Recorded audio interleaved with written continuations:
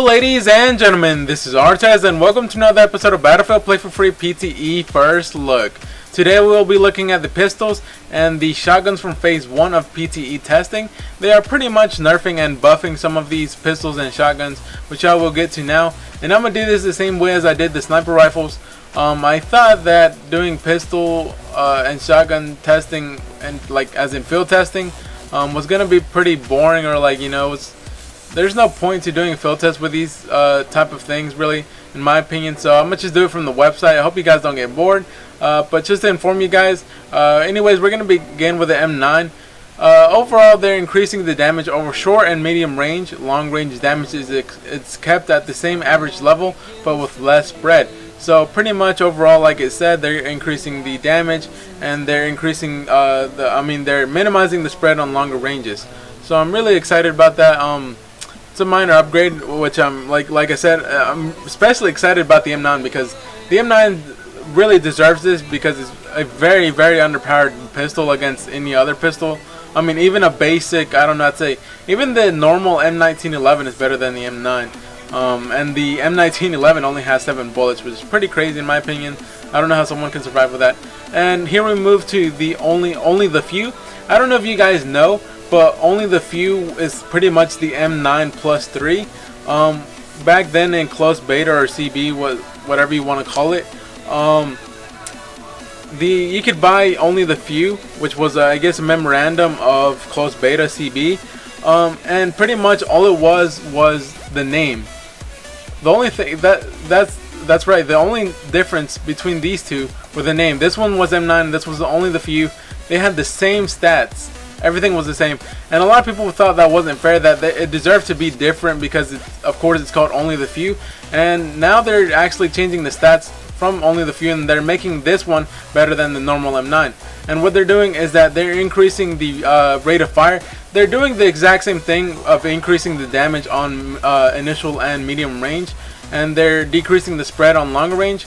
But pretty much the only difference is from the only the few and the M9 is that they've increased the mag size from 15 to 17 bullets in each mag, and they've increased the rate of fire from 450 to 600, which I'm really excited about. I don't actually have only the few, but I know someone that does, and it's pretty crazy that they're actually increasing the rate of fire from 450 to 600. It's just kind of cool that they're increasing it by that much. So I just want to see how it sounds or how it looks like just shooting it that fast, because it's ridiculous. 450 to 600, that's a substantial amount of increase. But yeah, I can't wait to see that from the guy that I know. Here we move to the Steel Deagle, and I don't know if they're only gonna do this to the Steel Deagle. I'm not sure really.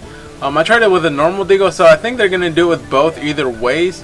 Let's see, okay, so pretty much the Steel Deagle, as you know, or some of you may not, a long time ago they did this competition where you had to get 1,000 Deagle kills, I think, in 3 days, and whoever accomplished that goal got a Steel Deagle, or a steel version of the Deagle 50. And pretty much they're on both Deagles, both Steel Deagle and the normal one, they're decreasing the delay to take out from 0.8 seconds to 0.55, and I actually have video of this which I will show you now.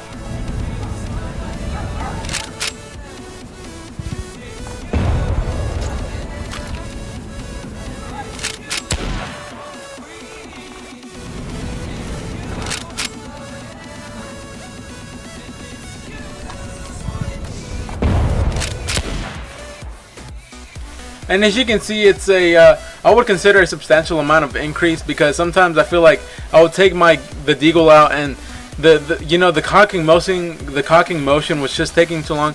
So when I found out they were doing this, I was excited, but at the same time I kind of didn't, because I thought they were actually going to remove that cocking action, I don't know why I just really like that.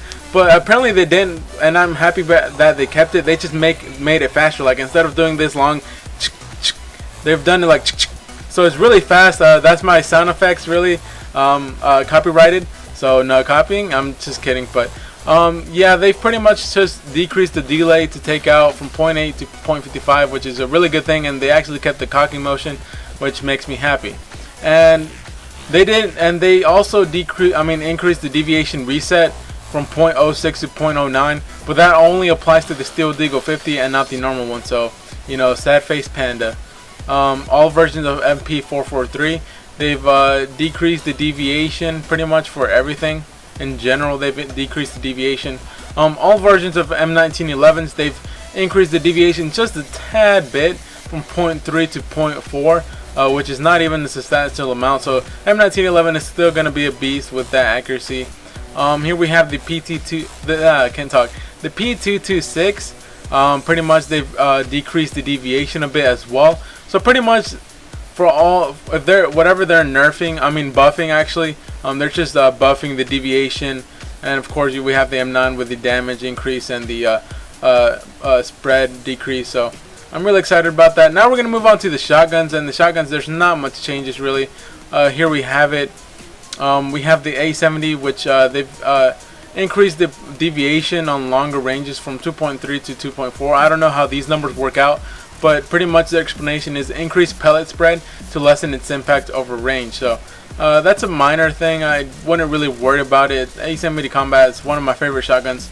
So I really don't expect it to change that much. Here we have the Elite Fast 12. Same thing, but this time they've actually decreased it.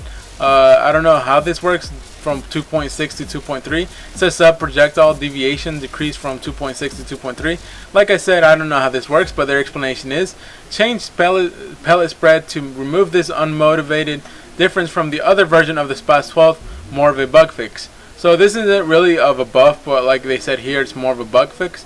So you know, that's a good thing.